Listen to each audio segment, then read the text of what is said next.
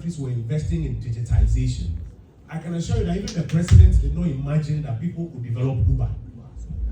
But they were just interested in creating what they call the enabling environment and allow the creativity of people to flourish. So they developed what they could develop. Somebody developed Uber, and now we all find, can you imagine how many people now do business in Ghana because of Uber? Tens of thousands of people. The problem with that is that when you take a ride on Uber and you pay on Uber, part of the ecosystem is such that the settlement is not done here in Ghana. The payment settlement is not done here in Ghana. And it ends up even putting pressure on our currency.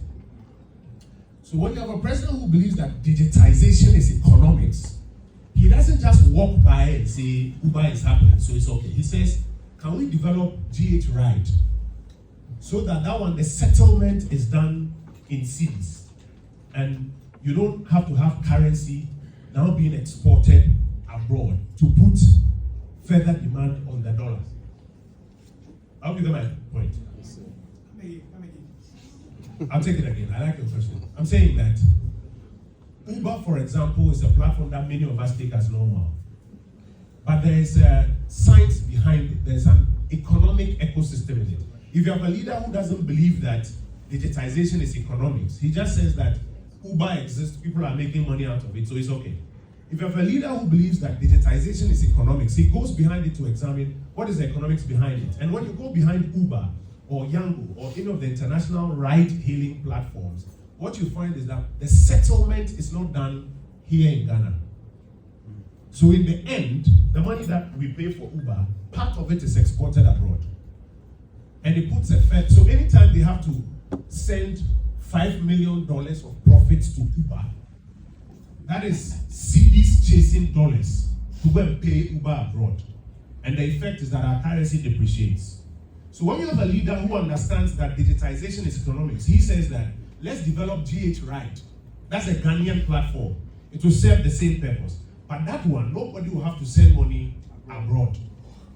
I hope you are with me. Yes, sir. So we make the argument that digitization is economics. And colleagues, I think it's important for you in the industry to understand that when you have a choice between two leaders, one doesn't recognize that digitization is economics, and the other recognizes that digitization is economics. It's important to recognize it, because what will happen is that one will invest in things that makes the economics of digitization work better for you and for the people of Ghana. One will just take it that it's digitization, it's around, we don't need to worry about it. I hope you get my point. So, apart from the fact that we are the natural party that believes in new media and advancing the frontiers of media so that people can create their own content, we are the party that understands that digitization is economics. In this election, the two top candidates, Dr. Baumia and former President Mahama, there's one who believes that digitization is economics and is interested in investing in things that make digitization work, not just for you, but for the 33 million Ghanaians. And his name is Dr. Mahama Baumia. And tonight, what we want to do is to stop press and draw your attention to it. Actually, just pay attention a bit. There's somebody who is interested in this industry and wants it to flourish. And his name is Dr. Mahmoud Bami. And it will be good if you help us to help him to win, because then he will invest more in getting that industry to function for you. Now, I want to move briefly to my screen here and make the point to you that apart from the fact that we are the natural party, so my first point is that we are the natural party that believes in investing in things that make new media flourish. Your industry, and if you study the history of media, there used to be the time when they had the people they call scribes. Listen, scribes from the old time. So usually what will happen is that in the palace or in the place that there's government, there's one guy who writes. He's a scribe. He writes and everybody hears about it. At some point, what they developed was multiple people who were scribing. So when they write it, they will come to your village and put it on the tree or something, and multiple people can read what you call the notice board. At some point, somebody developed technology called the printing press. So now they didn't need to have a lot of scribes. So when they do the templates, they put it on a plate, they run it, and then they share. That became the introduction of what we call the newspaper industry. Now, the people who believed in that technology, they were able to ensure that the industry flourished. Today, I mean, look at millions of people who work in newspaper industry around the world. And then somebody developed what he called the radio wave, where now I can talk and you can be in Takrady and you can hear me. It didn't used to exist. And those who believed in that technology, they supported it and invested in it so that now you had a lot more radio. Today in Ghana, we have 700 radio stations. I own a radio station in my constituency. Don't laugh at me. But I'm saying that it has become an industry that many people flourished from. Somebody went beyond that and said, okay, I want to do one that you can not just hear the voice, but hear the voice and see the person. So television. And then it just opened up. And now we are in your era. That's a new media. You need a leader who believes in this technology to invest in it to make it happen. And that's the first point I've been trying to make. The second point I've been trying to make is that it is economics. If you have somebody who doesn't believe that it is economics, he won't make the necessary investment in it for it to flourish. So, for example, today people are trying to download your video. And it takes a while, depending on where he is in the country. It takes a while before he can download your video. You know that his ability to download your video faster and the number of views that you can get determines how much money you can get. True or false? True. Yeah. Now you need a leader who understands that this is economics. I should invest in faster internet speed across the country because it is a whole industry for 25 or 30,000 young people across the country. So for example, the MPP is the one that will say that we want to invest in 5G. And we don't want to do 5G like how we did 4G or LTE or 3G. So we want to set up a special company because you see what happens is that if you do the old model where you advertise and anybody who has money comes for the license, the same rich companies that have it come for the license and they monopolize it. And others can't compete. So this time we said, let's have one company that is subscribed to by all of the telcos to come together and then everybody can ride on it. So it doesn't matter whether in your village, I have villages in my constituency where the only thing that works is 80. I have villages where Telcel is the only thing that works. I have villages where MTN is what works. If you sell it to one person, the others won't benefit. But if you force all of them to get into one company and you give them the 5G license, everybody can subscribe to it. And now all of these my villages can get 5G. Why is that important? It's important because you as a content creator, now in my village in Atenrum, somebody can get faster internet access and add to your views. And YouTube when they are looking at your views, or TikTok when they are looking at your views, or even your corporate sponsors who do your product placement, they will pay you more. So you need a party or a government that understands that this is economics to invest in it. So that's what we are trying to promote to you. My last 2 points, then I'll sit down. When you listen to your friends or you follow the comments, one of the things you hear people talking about essentially is that times are hard. True or false? Yeah. It's true. Nobody can run away from the fact that the cost of living is high. But there's a history to it. You know, there's a lot of bullying in the cyberspace. And by the way, I hope that all of you take a stance against bullying in cyberspace on your various platforms. It's very important because it doesn't allow people to express their views. But here's the point. There's a reason for which times are hard or costs have gone up. And despite that reason, so that reason is not because of, call it the mismanagement or the incompetence of a particular administration. We lived in a country, I'm sure you were all here in 2020. You were all here in 2020. We lived in a country where we could all do our stuff. You could go out, you could do your business, everything was functioning. And all of a sudden, we had a challenge for which reason we said, don't go out of your house. Stay at home for about 2 months. You recall that time? COVID. What COVID did was that it heavily affected economies all over the world. A lot of the things we know in this world today are produced from China, true or false? Now when COVID hit China and China shut down, production went down. So there are what they call supply chain challenges.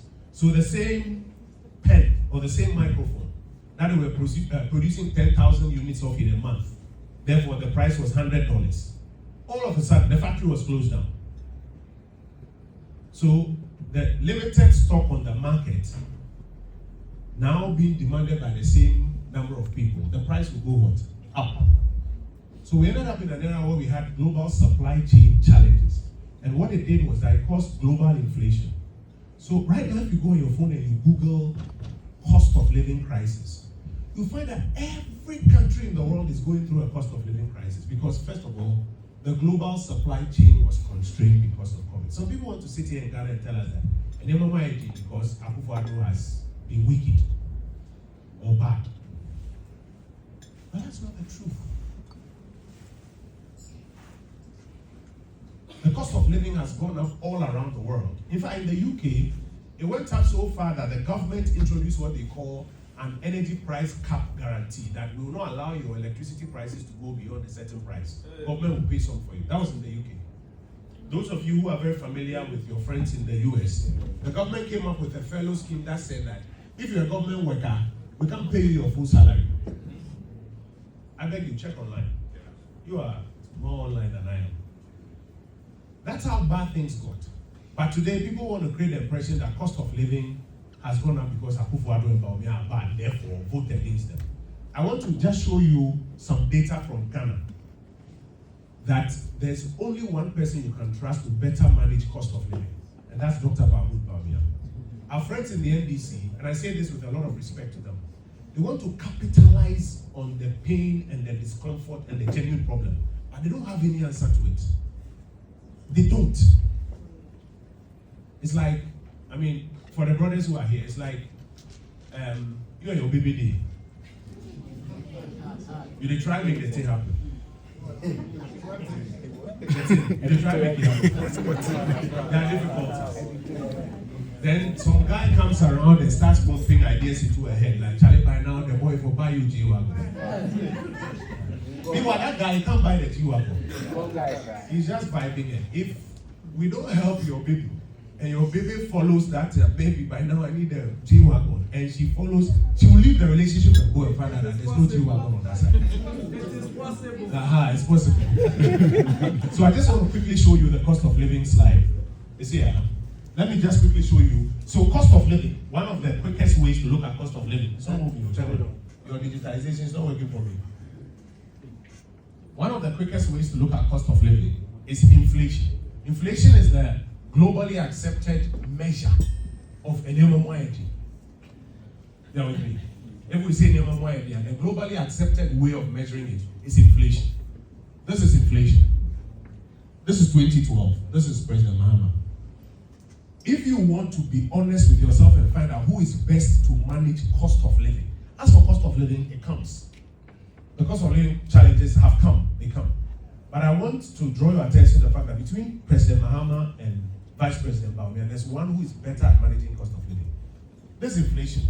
This is 2012. 2012 was when President Mills, as you recall, unfortunately passed and left power to Vice President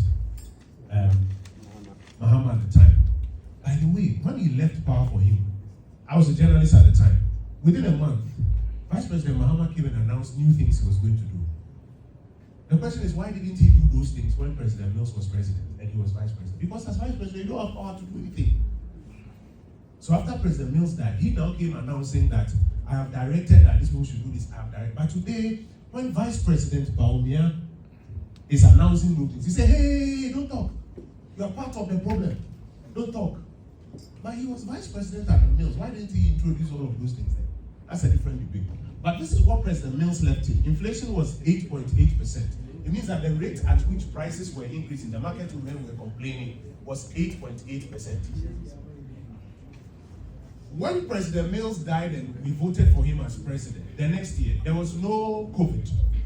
There was no global crisis. There was no problem around the world. The next year, things went up 13.5%. Nothing had happened around the world. He was in charge. The economy that he says was better at the time, cost of living went up to 13.5%.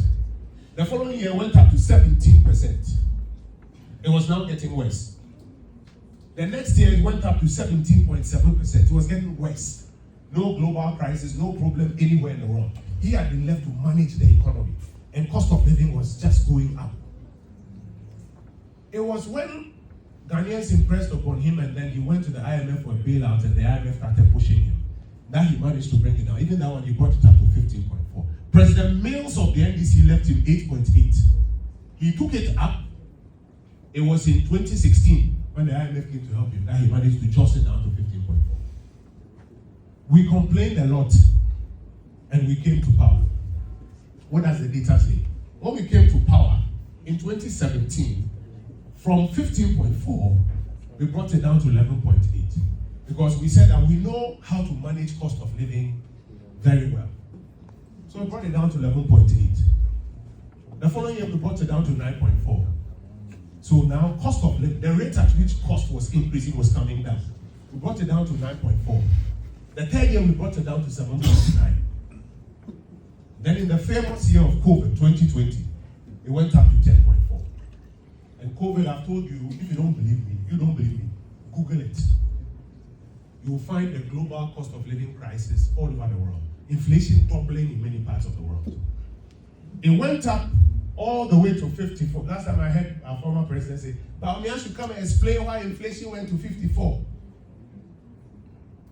There's clear explanation to why inflation went to 54. There's a cost of living crisis all over the world. Went up to 54. And because of the measures we started introducing, look at it, coming back down, 23.2, 22.8. This year we are targeting to bring it down to 15%.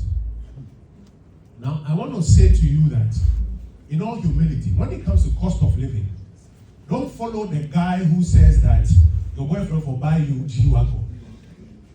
Because when you follow him in the end, he can't buy you the G-Wagon. The data is clear that when it comes to cost of living, we do a better job than they have done. And now with where the graph is, if I show you the graph right now, I think I should be pointing in. Chairman, if I move the slide from you, go to the graph, the inflation graph. Forward, no back, forward. Yeah. It was the economy to grow. Why? Because as the economy is growing, you find expression.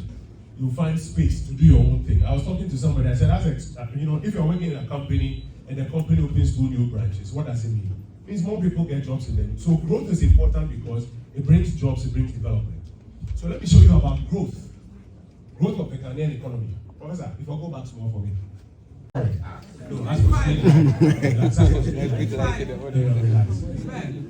Three, I'll just speak 3. Please listen to me. You see, while the NDC is seeking to capitalize on the pain of people, they don't have any answer on what to do to bring down fuel prices. Have you thought about it? Yes. What is the NDC's answer to reduce fuel prices? 24-hour economy. I'll come to that one. Listen, fuel prices. Mahama says that part of the problem is that we buy the fuel in dollars. So if the dollar goes up and the price goes up, the fuel at the pump will go up. It comes down. Say again. If Chinese come inside, you know they come down. Fair point. They go forward. Fair point. But at least, how do we stop the changes from coming before we even get to that point? Mahama says I'll do gold for oil, so we don't no longer have to use dollar to go and buy. Charlie, my brother is here. He's a Gen Z president. He says we no longer have to use dollar to go and buy fuel. Are you with me? Yeah. So Mahama says, you see all these people who do gold, we can buy gold, 1,000 cedis gold, 2,000 cedis gold, 3,000 cedis gold, and pack up the gold at the Bank of Ghana. When we need to buy fuel, $100 million, we don't need to go and force ourselves to find dollars that we don't have. We give the gold to the companies because gold is tradable on the world market in dollars. They take the gold and then they give us fuel. So far, we've bought gold about 5 billion. We've bought oil about 5 billion with our gold. Now, can you imagine if we were forcing ourselves to find dollar to buy? By now, the dollar would be like 30. He has a solution to the fuel price escalation. What is the NDC solution?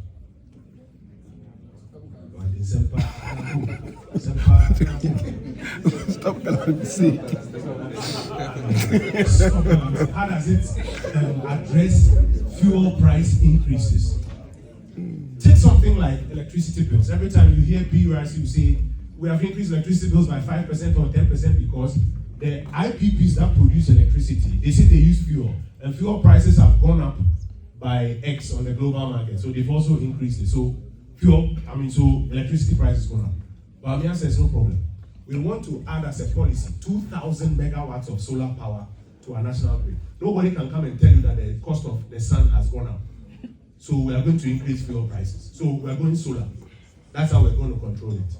Okay. What's the NDC solution? 24-hour economy. How does that solve energy price increase?